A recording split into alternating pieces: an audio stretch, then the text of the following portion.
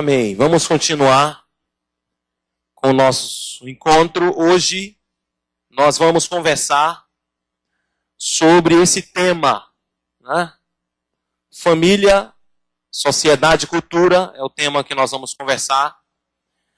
Esse assunto é um assunto que eu já conversei de alguma forma com a igreja no Doron, mas me veio uma carga de repeti-lo, porque alguns vão ouvir pela primeira vez, e é um assunto sempre presente e atual em nossos dias: família, sociedade e cultura.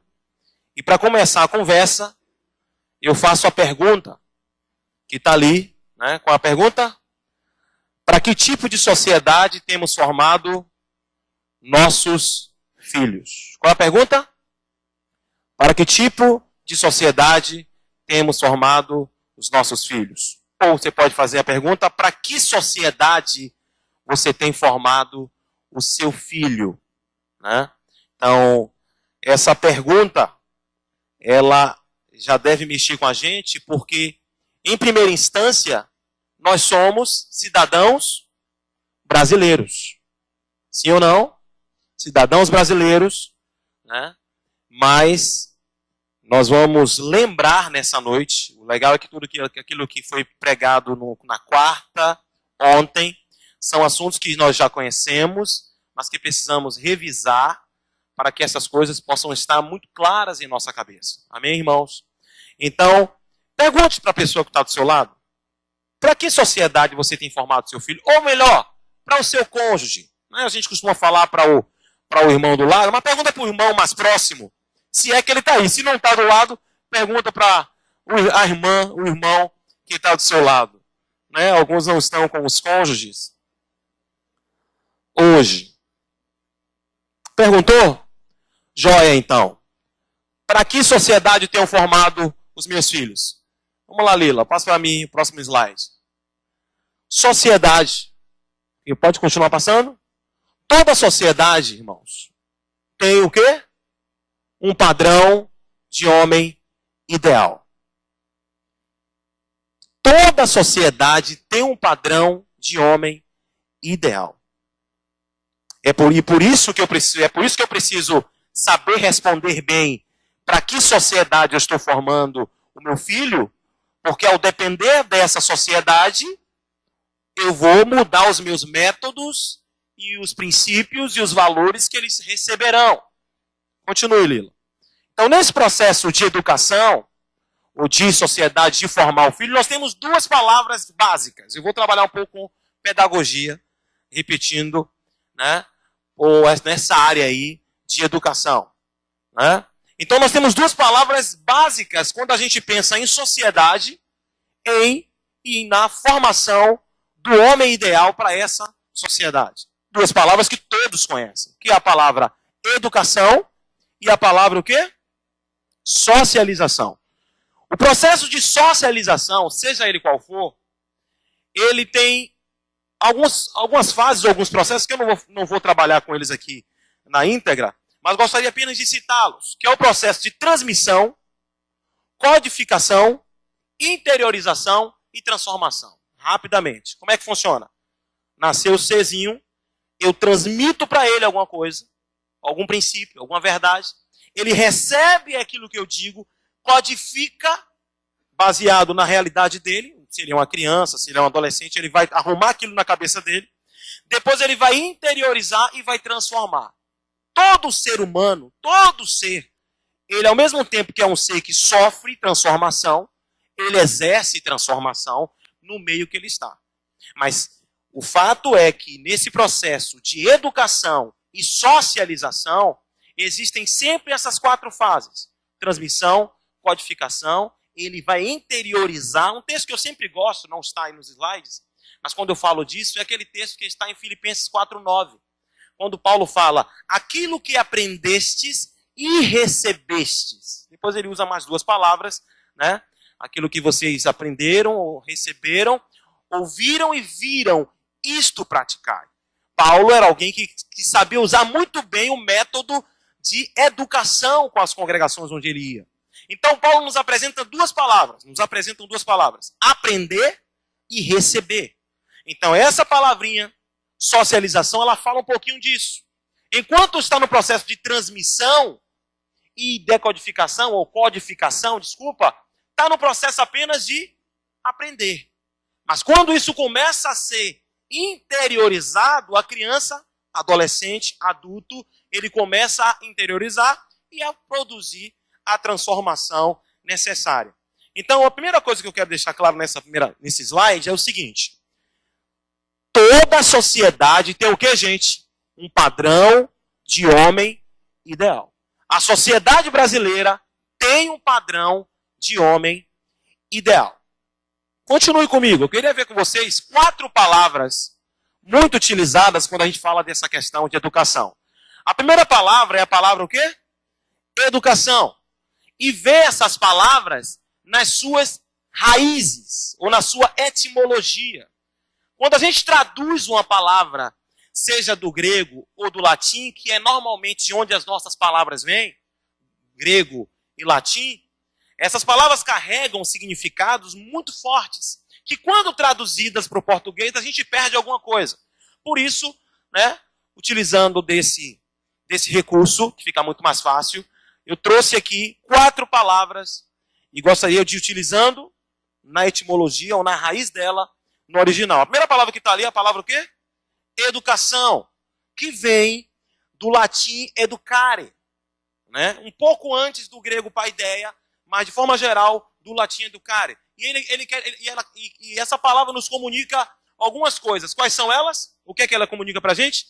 Criar, alimentar, ter cuidado com e instruir. Quando a gente fala, então, de educar, a gente fala desse processo de instruir a criança.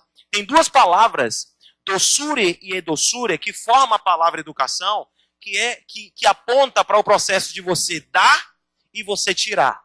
Então, todo o processo dessa palavra, educare ou educação, tem todo esse sentido em qualquer âmbito, não só cristão. Próxima palavra que eu gostaria de ver com os irmãos é a palavra currículo. Né? De forma geral, a gente ouve diversas vezes essa palavra currículo, mas é outra palavra que carrega um peso importante quando a gente fala de formação e de educação de filhos. Essa palavra, de forma geral, ela tem a ideia de corrida, né? E de que mais? De carreira. Então, a palavra currículo, quando ela vem lá do latim, né? A ideia da palavra currículo, né?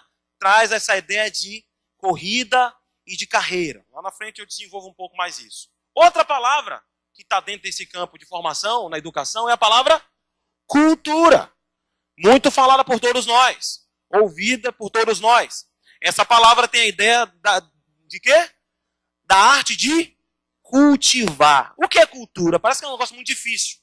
Mas a verdade é que cultura é a ação de cultivar alguma coisa. Você pode cultivar o aspecto estético, você pode cultivar o aspecto intelectual, e você pode cultivar abelhas e plantas.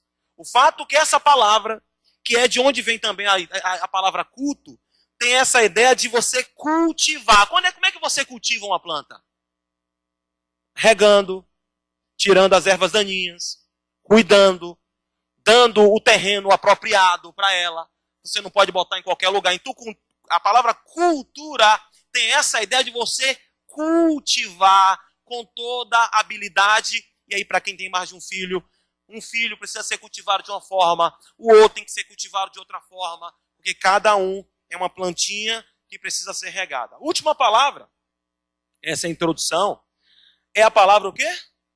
Pedagogia, ou pedagogo, que vem do grego paidel, ou da transliteração da palavra paidagogos, né? Gogos, que eram aqueles instrutores, principalmente na Grécia, que tomava conta dos filhos dos reis, dos imperadores, instruindo os filhos. Então, essa palavra tem a ideia de você formar, educar, ensinar, por meio de quê? Técnicas e princípios. 4 palavras básicas.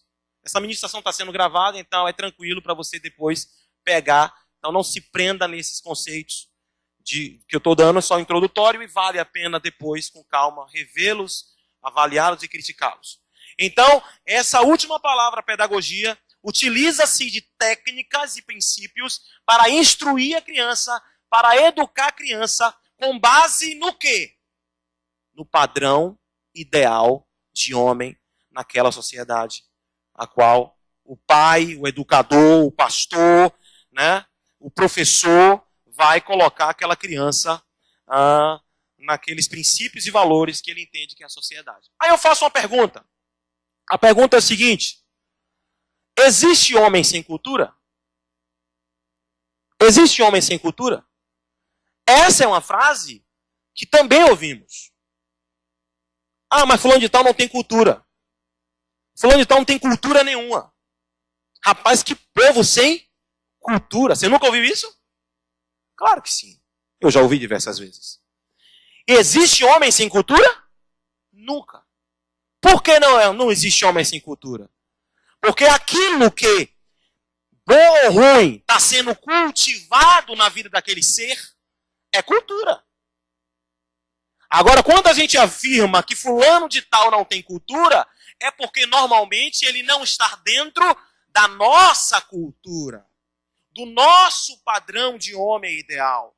Ele não veste a roupa que na nossa sociedade é adequada para aquela situação. Por isso a gente diz que alguém que frequenta um espaço público, por exemplo, um espaço como esse aqui, público no sentido, vamos falar aqui, oficial ou formal é a melhor palavra, de roupa de banho, ele está fora da cultura, porque culturalmente não é comum que se use esses trajes naquele ambiente. Mas como é que a gente aprendeu isso? Do nada?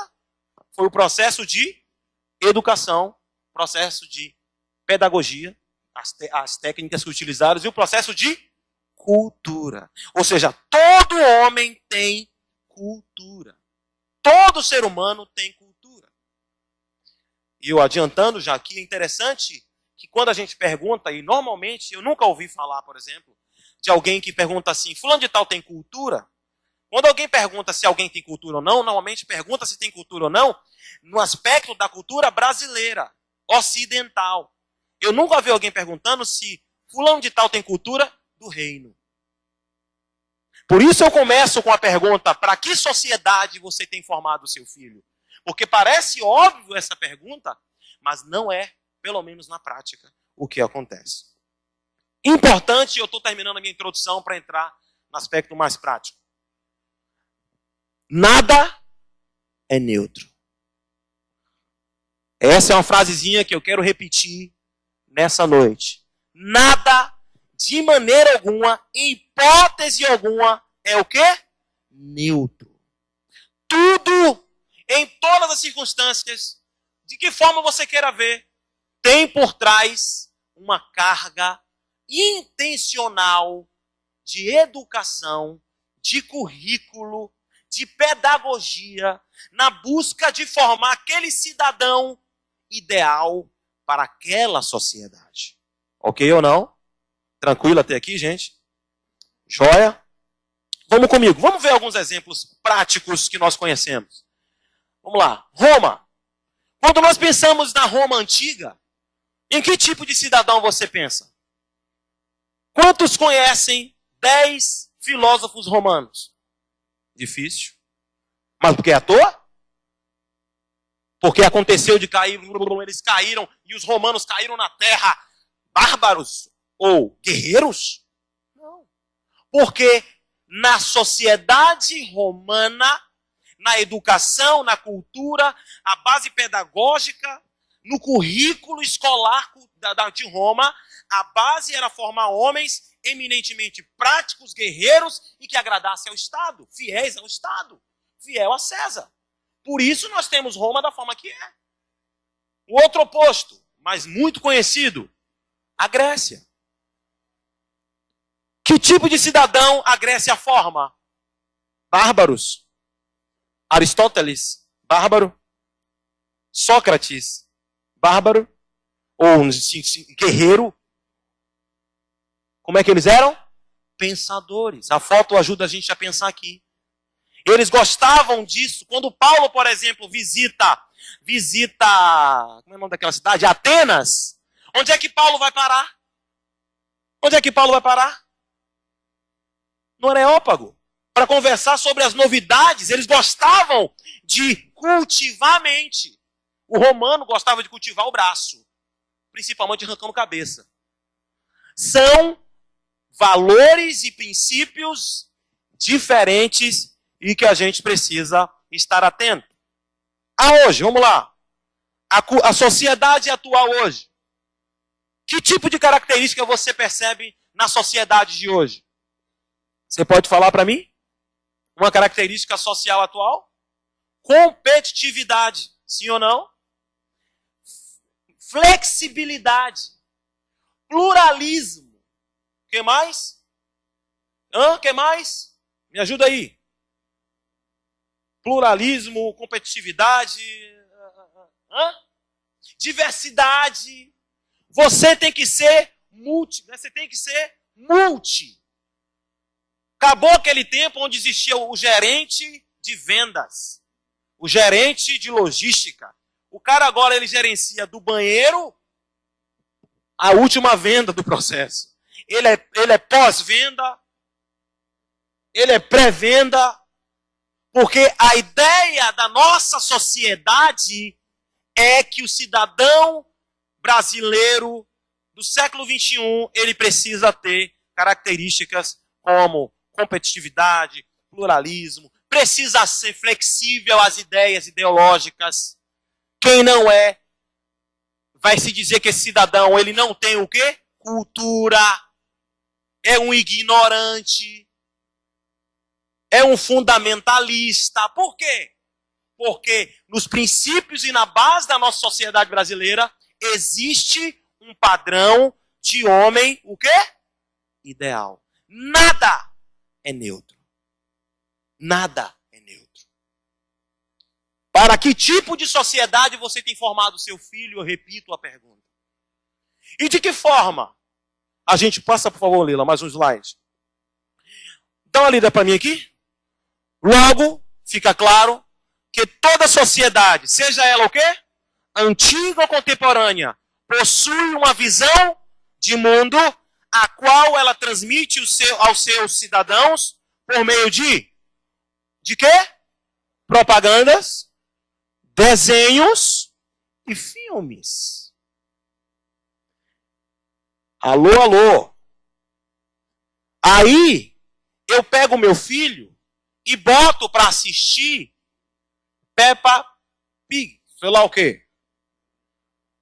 E ele é crentezinho, e ele vê papai e mamãe indo para a reunião dos crentes, e dizer que em Efésios 5, o marido tem que amar a esposa, e a esposa tem que ser submissa ao marido. Mas não é o que ele assiste naquele desenho.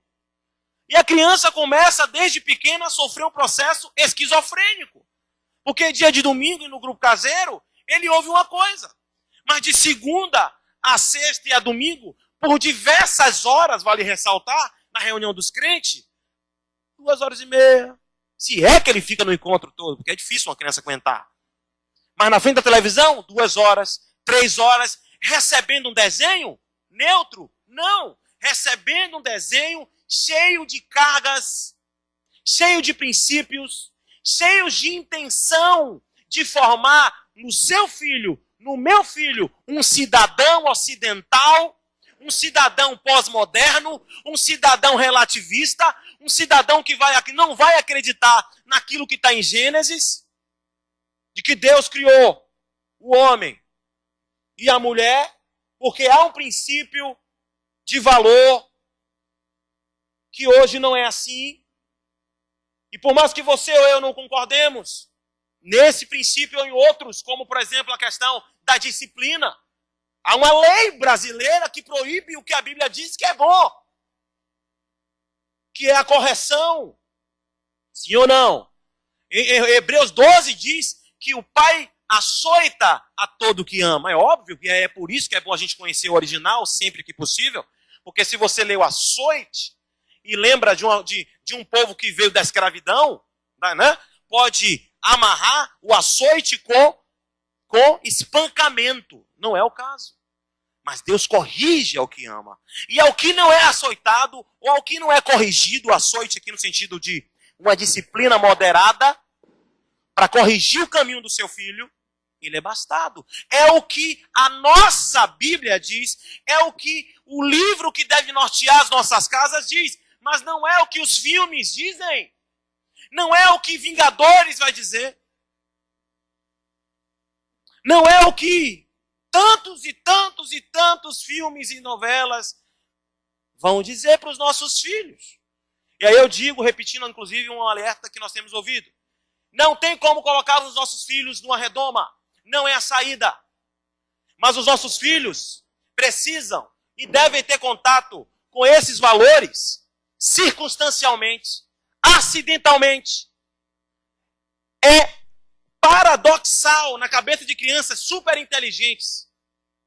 Todo pai fica orgulhoso, fala, meu filho é super acelerado. Todo mundo diz isso. Irmão, para de bobagem. O menino nasceu nessa época, ele nasce acelerado.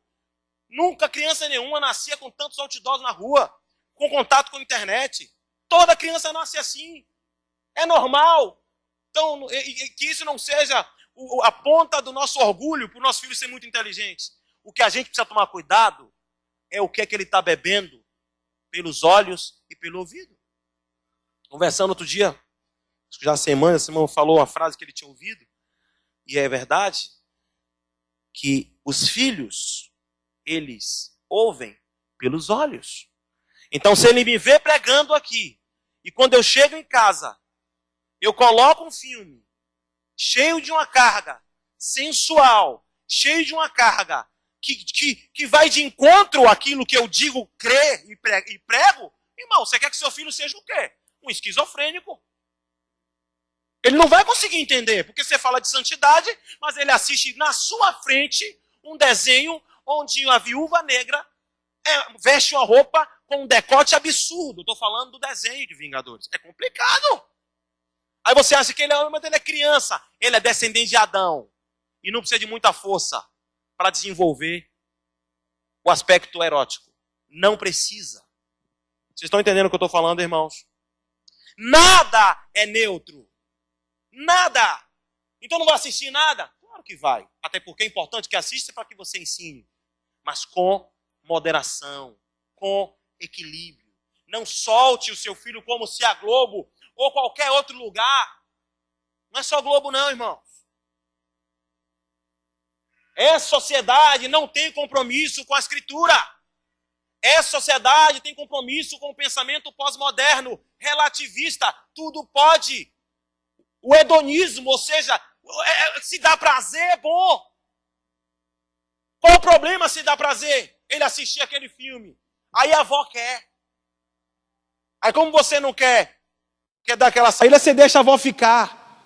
E permite. Está matando seu filho. Está colocando um monte de latrina e fezes na cabeça do seu filho.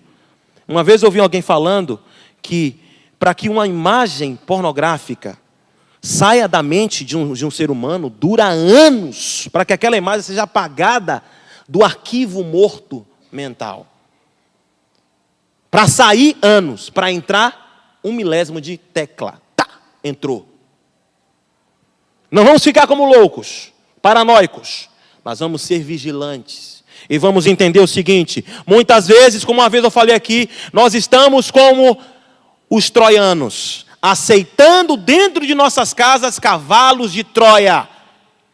O diabo não entra de forma clara, mas você leva o presente dos gregos para sua casa e dá para ele aquele celular para que você consiga conversar, para que você consiga dormir. Deixa eu te dizer, você escolhe, ou fica acordado agora e dorme amanhã, ou dorme agora e fica muito acordado amanhã. Escolha, continue comigo. Nada é neutro. Mas e a igreja? E a igreja? Quando eu pergunto para os amados, para que tipo de sociedade nós temos formado os nossos filhos? É porque existe mais de uma sociedade. Nós pertencíamos à sociedade ocidental brasileira. Mas hoje nós, pode botar para mim Marília, segundo esse texto bíblico, nós não pertencemos mais a essa pátria. Nós pertencemos o que está escrito? Pois a nossa pátria está onde?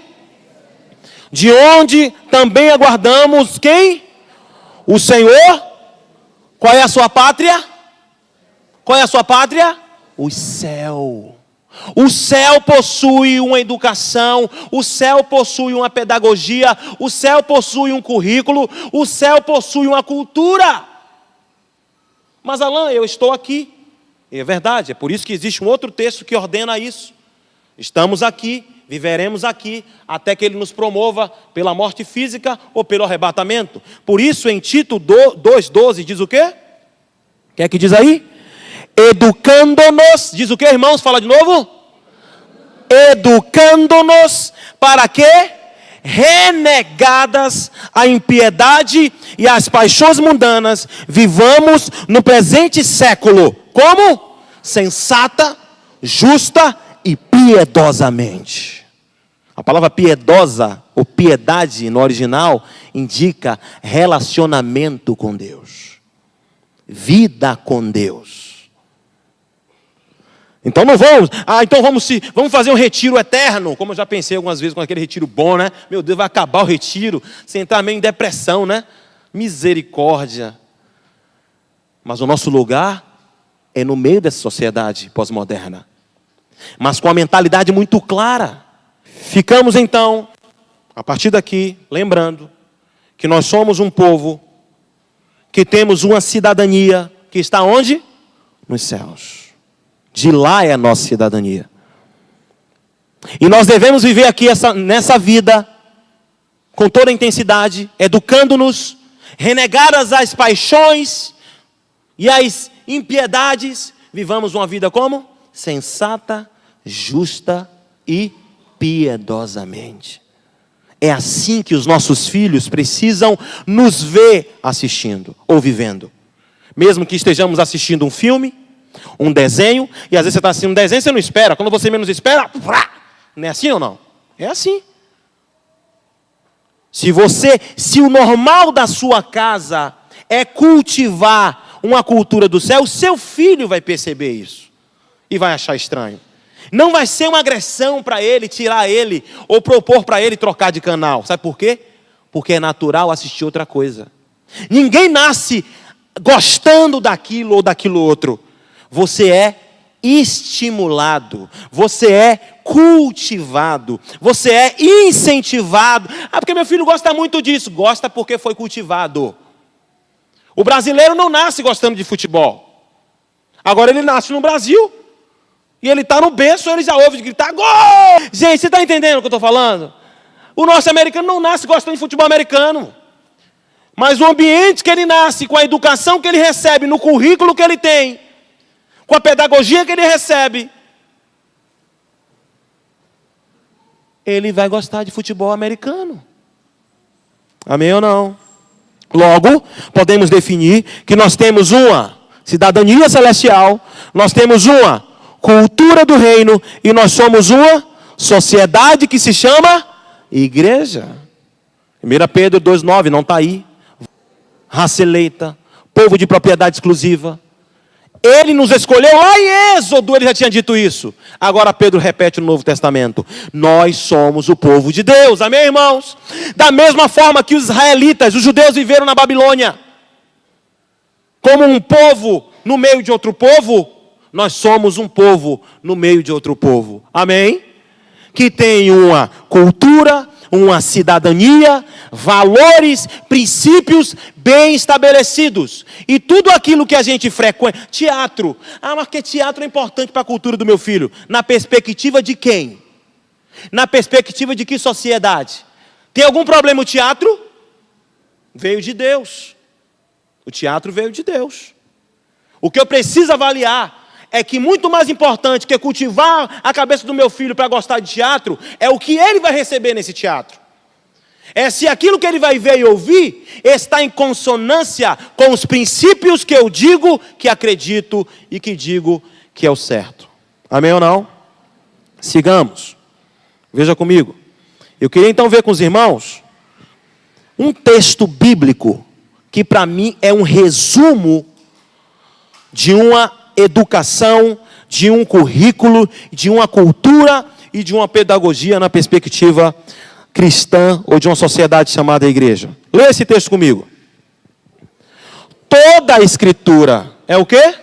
é inspirada por Deus e é útil para o quê? Para o quê? Para a educação na justiça, a fim de que o quê? Rapaz, esse texto é de uma beleza, é de uma pedagogia absurda. Fica dando risada. É um negócio absurdo de lindo. Olha esse texto, como Paulo, aqui é a mente de Espírito Santo, é impossível Paulo fazer isso. Paulo pega em poucas letras e arruma 3 aspectos de uma educação. Vem comigo, vem comigo. Olha como é que ele começa dizendo? O conteúdo. Qual é o conteúdo daqui? Vamos lá, Lila. O conteúdo é o quê? Toda a Escritura. Ah, mas eu não sei o que ensinar meu filho. Eu gosto de ensinar muito provérbios. O que é que eu tenho que ensinar meu filho? Toda a Escritura. É bem verdade que não é fácil quando você chega para ler Levítico. Lendo com o Guilherme alguns textos na Bíblia, eu fico torcendo para que ele não veja algumas coisas, né? Principalmente Levítico, um negócio lá, misericórdia, do adultério, da prostituta, e que passou, eu falei, Jesus, passa. E aí quando ele me pergunta, que ele me perguntou, e adultério, meu pai? Eu falei, é pecado. E aí, e a prostituta? A prostituta é uma mulher assim que anda errado. Pronto. E aí eu vou seguindo, meu amigo, eu vou seguindo. Mas o que eu preciso passar para o cidadão, que é um cidadão do reino de Deus, é o que, irmãos? Toda a Escritura, o quê? Inspirada. Depois Paulo nos apresenta os efeitos desse conteúdo. Quais são eles? A palavra inspirada faz o quê? Ensina, verifica, corrige e educa na justiça. Educa na justiça. Nesse texto, então, nós temos o conteúdo que precisa ser transmitido, o efeito que ele vai produzir e a finalidade que ele vai produzir. Qual é a finalidade? Ou qual é o objetivo final? Habilitar o homem para o quê? Atender às expectativas da sua, que no caso dessa que Paulo está escrevendo, é para que o homem de Deus seja perfeito. Olha que redundância. Para que o homem de Deus seja perfeito e perfeitamente o quê? O quê? Habilitado para toda boa obra. Você quer habilitar o seu filho? Você quer que ele seja apto e um cidadão autêntico do reino de Deus? O conteúdo é toda a palavra inspirada. Vai produzir no seu filho. Por que é importante a gente saber dos efeitos? Porque a gente precisa ficar observando se isso está acontecendo com ele.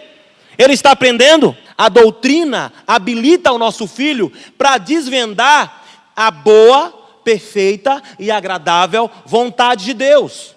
Romanos 12. Então, corrigir aí não é surra. Produz educação na justiça. Amém, irmãos? Um outro texto que nos ajuda a entender bem esse processo de educação para a sociedade chamada igreja é esse aqui, que diz o quê? Pais, não irriteis, não irritem, algumas versões não irriteis, seus filhos. Antes, o quê? Criem-nos segundo o quê? E o conselho de Deus. Por que é legal esse texto? Porque esse texto alcança, inclusive, aqueles que têm filhos mais velhos. Filhos de 16, filhos de 18. Por quê? Aqui nós temos de Paulo uma ordem. Qual é a ordem que Paulo nos dá aí? Não irriteis. E se tem uma coisa que desanima o filho, é o pai que o irrita. Que utiliza de um autoritarismo, que abusa, que é incoerente. Ele diz que é errado falar alto, mas com a mãe ele grita. Eu lembrei de uma história, mas eu não vou contar porque entre nós aí não cabe muito, né? Então assim, é um filho que o pai diz, não assista determinado filme, meu filho, porque isso vai produzir no seu coração violência. Mas quando ele acorda, ele vê o pai assistindo o quê? Aquele filme promovendo violência. E isso desanima, isso irrita o filho. Amém ou não? Vamos lá, Lila. Uma ordem, 3 palavras. Qual é a primeira? Não irritem os seus filhos. E aí nós temos 3 palavras básicas. E quando eu falei dos filhos mais velhos, é essa palavra aqui, equetrefo. Ou criem-nos. A ideia dessa palavra é que eu preciso criar o meu filho até que ele se torne maduro. E alguns se tornam maduros com 14, com 15, com 16, com 17, com 18, com 20, com 21.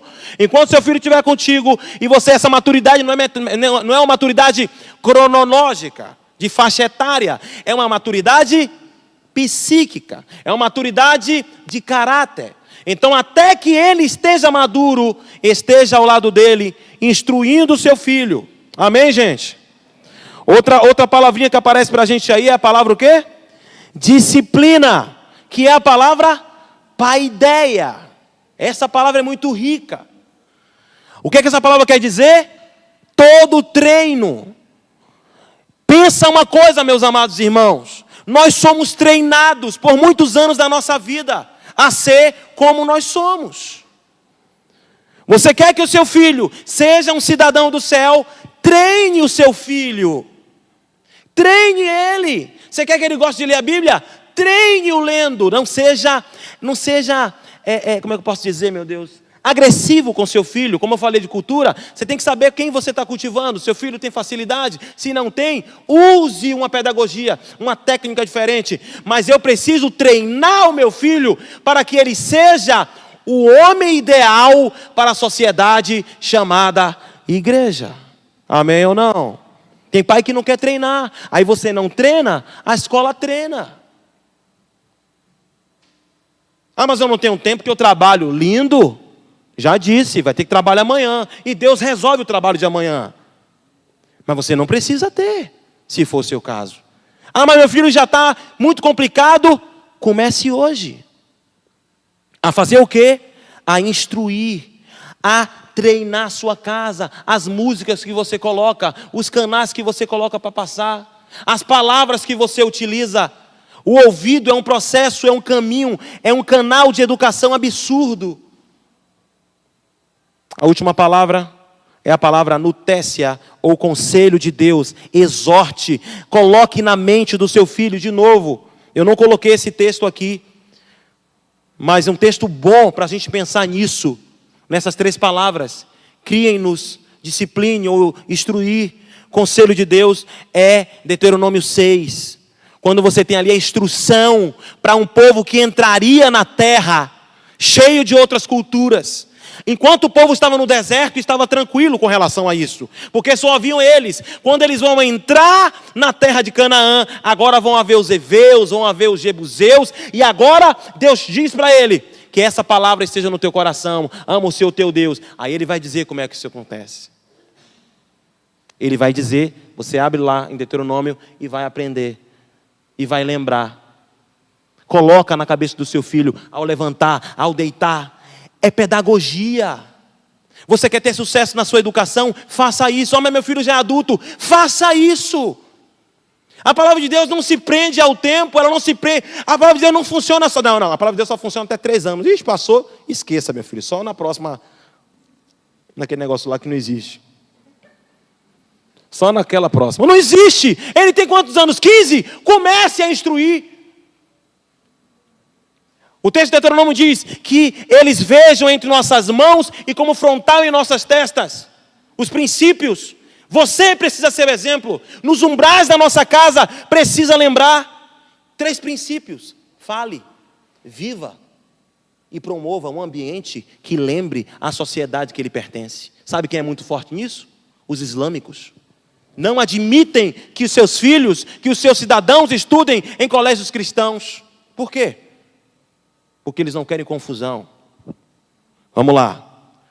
Você quer viver isso na prática? Existem 2 formas práticas de viver e transmitir tudo isso que a gente viu.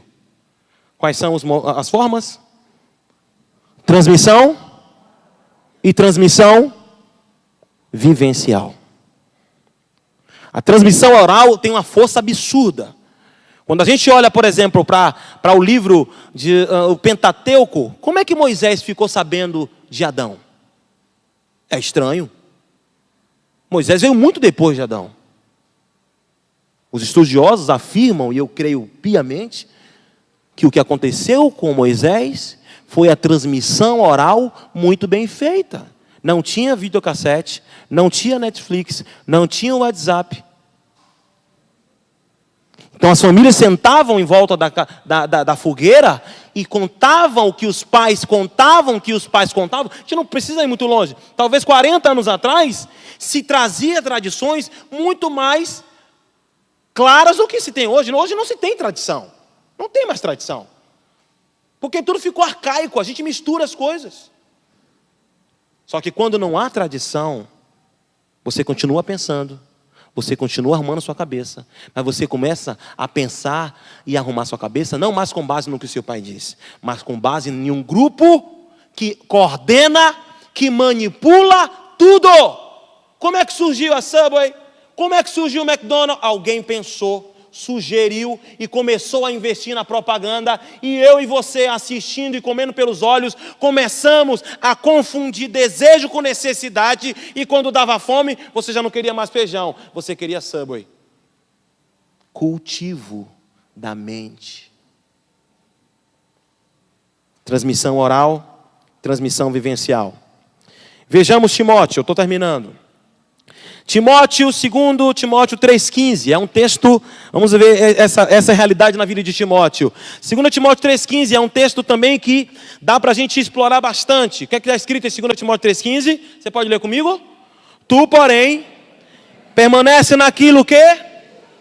Permanece naquilo que... E de que foste... Então Timóteo não apenas aprendeu, mas foi o quê? Inteirado, sabendo de quem o quê? Repita comigo, Timóteo não apenas aprendeu, ele foi inteirado e ele sabe de quem aprendeu. Aprendeu o quê? Aprendeu desde quando? Desde a infância. O que que ele aprendeu? As sagradas letras, que pode fazer o quê? Que podem tornar-te sábio para a salvação pela fé em Cristo Jesus. Perceba como é organizado. Quando a gente pensa às vezes no crente, a gente pensa em meia dúzia de textos, em botar para o menino aprender a turma do cristãozinho, e está resolvido. Não é. Da mesma forma que a nossa sociedade precisou se organizar e precisou criar um currículo escolar, que não tem de neutralidade nada. Eu fiz, por exemplo, administração, meu irmão, 3 semestres, foi enrolação pura. Você começa a estudar administração do quarto para lá. Mas aqueles que determinou que a gente precisava estudar filosofia. Precisava estudar inglês instrumental. Meu Deus, eu não sei nada de inglês instrumental. Eu vou ter que pesquisar, porque eu não vou lembrar desse negócio. Mas há uma organização, tanto para ganhar dinheiro, como para, no fim, ter o padrão de homem ideal. Vocês estão me entendendo, irmãos? Olha que texto lindo. Eu não tenho como passar por um texto desse sem organizar. Está aí, Lila. Passa para mim, por favor. Transmissão. Passa para mim de novo. Sistematizando o texto. Vamos sistematizar o texto. Vamos fazer uma exegese do texto. Rapidinha. Uma investigação desse texto. Conteúdo. Qual é o conteúdo desse texto? O que é que Timóteo recebeu? O que é que ele recebeu, gente? Bota aí, Lila, para mim. Vamos lá, ele não tem lá. Então vamos lá. Pega a sua Bíblia aí que você vai ver comigo. O que é que ele recebeu? Ele recebeu as Sagradas Escrituras. E essas Sagradas Escrituras, ela fez o quê? Ela foi o quê? Repetida. Sim ou não? Passa para mim mais uma vez. Quem transmitiu? Você vai ver lá atrás. A avó, a mãe e Paulo. Se você for pelo texto claro aqui, tu, porém, permanece naquilo que aprendestes. Ele aprendeu, o conteúdo dele foi a palavra.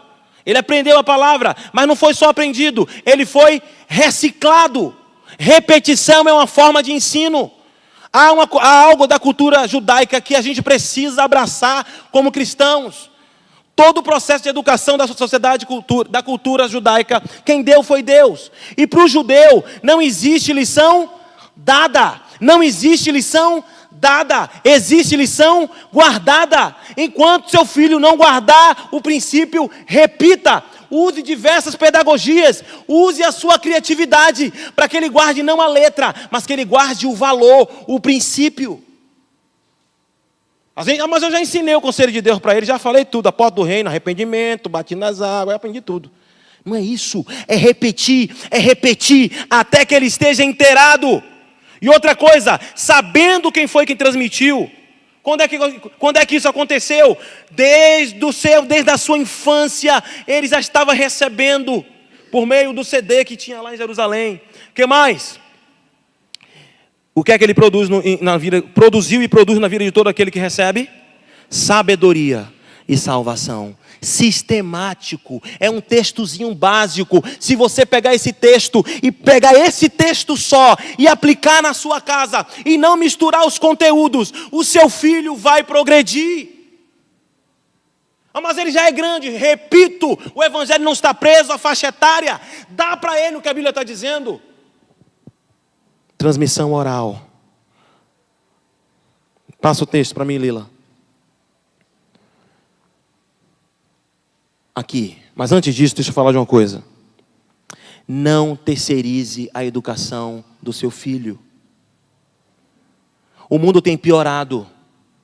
É verdade. A gente pode lembrar, claro, de Romanos capítulo 5, quando diz que o pecado tem abundado. A velocidade vertiginosa da tecnologia tem prejudicado, mas a graça superabunda. Nós podemos utilizar as tecnologias ao nosso favor. Tantos aplicativos, tantas formas da gente viver isso. Conteúdo, reinteração.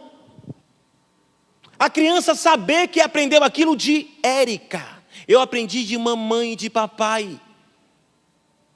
Quantos filhos, e quando você pergunta para ele de educação, a referência dele é a professora, a referência dele é o professor, a referência dele é Dora Aventureira. Não há nenhum problema com nada disso, mas o meu filho precisa saber de quem aprendeu. Timóteo sabia, Paulo disse sem medo, você sabe de quem aprendeu, Timóteo. Deixa eu lembrar uma coisa, o pai de Timóteo não era convertido, era um grego, tanto que quando Paulo cita ele aqui, não cita o nome do pai. Então você que tem seu cônjuge, que não é convertido, homem ou mulher, Jesus é poderoso para produzir o mesmo efeito que produziu na vida de Timóteo. Basta você orar e obedecer rigorosamente, como nós obedecemos os critérios da psicologia, do processo de computação e tantas outras ciências. A Bíblia está acima das ciências, mas isso não quer dizer que ela não tem ordem, que ela não tem processo. Tudo arrumadinho. Leia comigo esse texto. Pela recordação que guardo de tua fé, sem o quê? A fé de Timóteo era como? Sem fingimento. Leia comigo. A mesma que o quê? Habitou em quem? Perceba que a fé habitou. A gente pode lembrar de Colossenses capítulo 3, versículo 15. Habite em vós toda a palavra de Deus. Habite ricamente em vós. A fé habitava na sua avó. Como é o nome da avó dele? Lloyd. Como é o nome da mãe dele? Eunice. E eu estou certo que também há em ti. Paulo diz claramente, cita quem instruiu. Paulo não está perdido. Não aconteceu. Não. Tem uma parte que é Deus quem faz. A gente vai falar lá no final com relação a isso. Mas tem uma parte que é nossa. O Espírito Santo está na nossa vida e nos capacitou para, com disciplina, com seriedade, com clareza a quem pertencemos, vivermos com toda a força o Evangelho. É um paradoxo, como é que pode os nossos pais viveram em épocas que não tinha tecnologia e eram muito mais próximos do que nós, que temos avião, WhatsApp, carro, metrô. Está vendo que tem um negócio estranho? Amém, irmãos? Transmissão vivencial. Esse texto para transmissão vivencial, passa comigo. Outro conselho. Quem diz agora é Paulo. Paulo diz o quê? Tu, Timóteo, tem seguido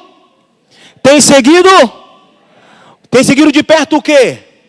O meu ensino. O que mais? Procedimento. O que mais? Propósito. O que mais? Fé. O que mais? Longanimidade. O que mais? Amor. O que mais? Perseverança. Tem seguido de perto. Filipenses 4:9, o que aprendeste, recebeste, vistes e ouviste, isto praticai.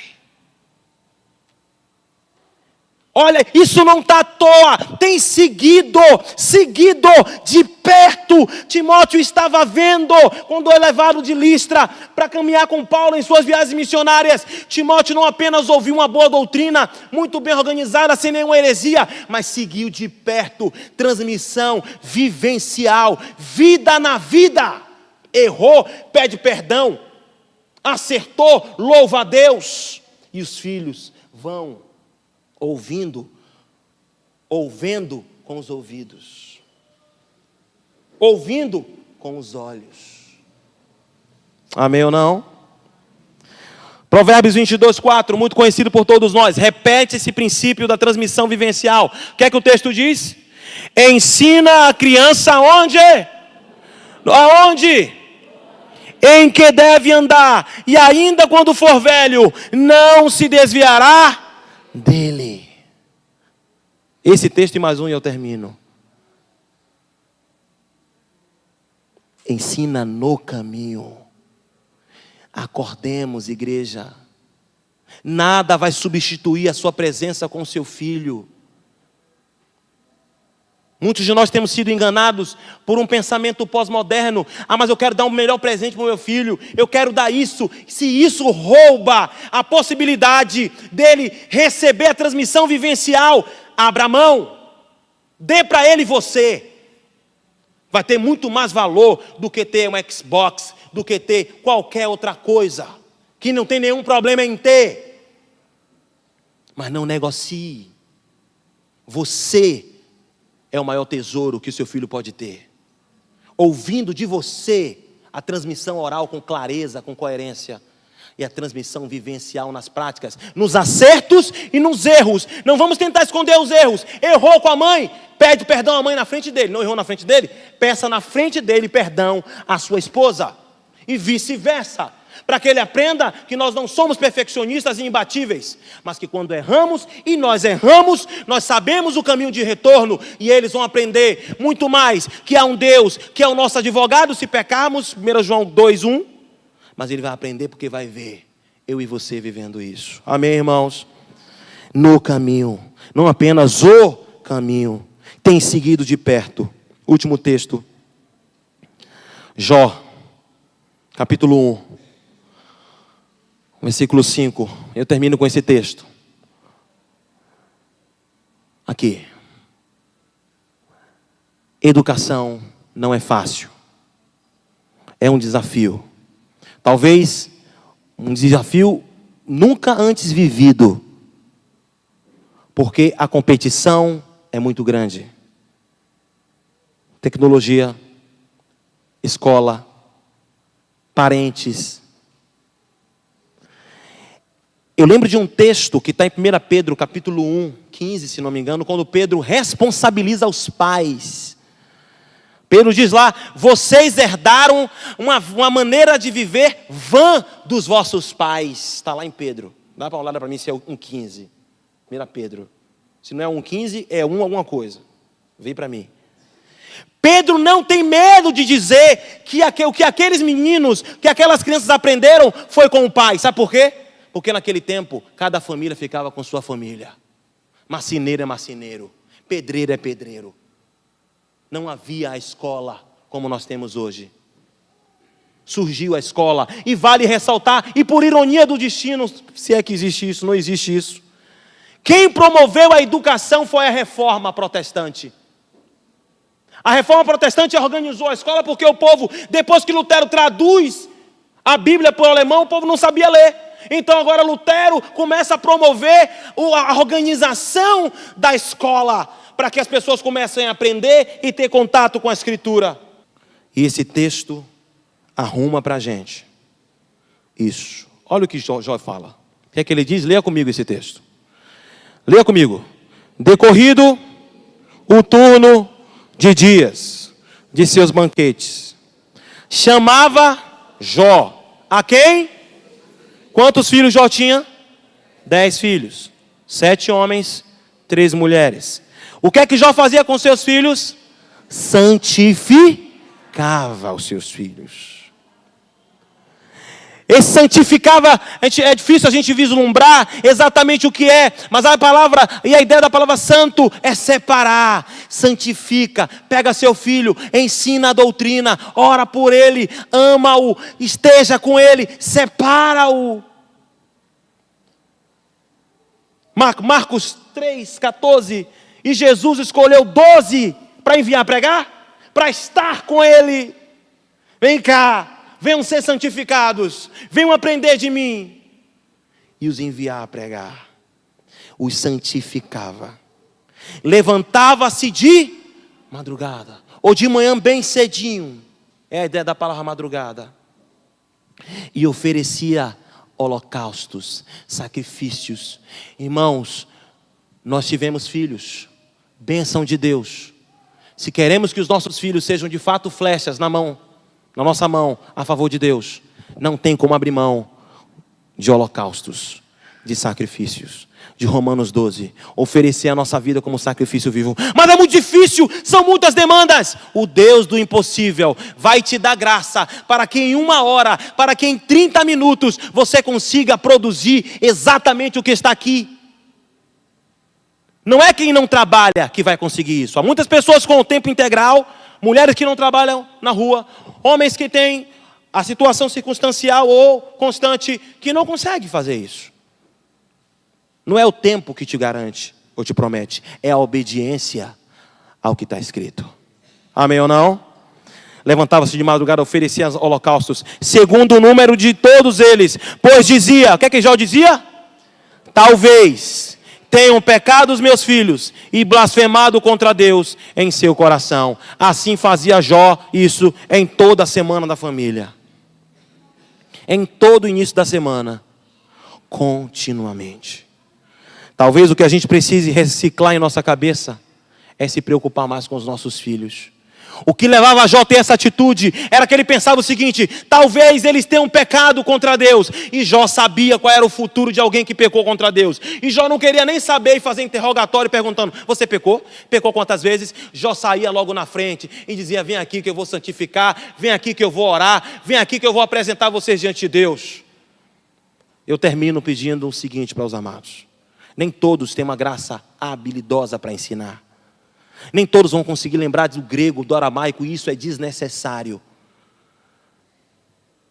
O que a gente precisa é conhecer a doutrina, com clareza, sendo, bota para mim, Lila,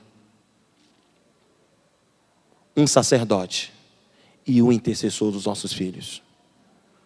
Você não precisa ser um doutor, nem um mestre. Você precisa ser um sacerdote. Alguém que se preocupa como Jó com a vida espiritual dos seus filhos. E entende que não há nenhum outro método que possa produzir mudança. Vou botar meu filho naquela escola que é cristã. Não vai resolver o problema do seu filho.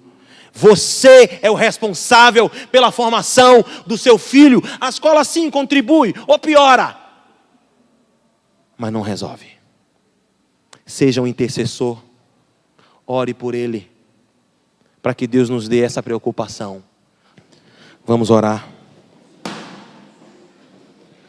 Junto com sua esposa. E ore pelo seu filho, ore. Seja a idade dele, não sei a idade dele. Qual for a idade? Apresenta ele diante de Deus. Por favor. Ora por ele. Senhor Jesus, nós admitimos toda a nossa incapacidade de produzir qualquer resultado na vida dos nossos filhos. Nós não temos a capacidade de vencer a tecnologia. Mas nós acreditamos piamente no que a Tua palavra promete e garante. Por isso nós pedimos ao Senhor, Espírito Santo, convence os nossos filhos do pecado, da justiça e do juízo. Atrai-os ao Senhor. Dá um coração inclinado à Tua palavra. Senhor, aquilo que nós não conseguimos ver e que o Senhor vê e percebe, opera a obra poderosa na vida deles. Nos dá o mesmo coração, cada marido e mulher, o mesmo coração no Senhor, para que trabalhemos juntos, para a glória do Senhor, para a obra do Senhor. Oramos agora por filhos que estão afastados, pedindo Espírito Santo, atrai-os ao Senhor, atrai-os ao Senhor, não é por força nem por violência, não é por uma habilidade pedagógica, não é por um método humano, é pelo poder que só a tua palavra opera na vida do homem. E nós pedimos, usa-nos como instrumentos nas tuas mãos, em nome de Jesus, em nome de Jesus. Amém.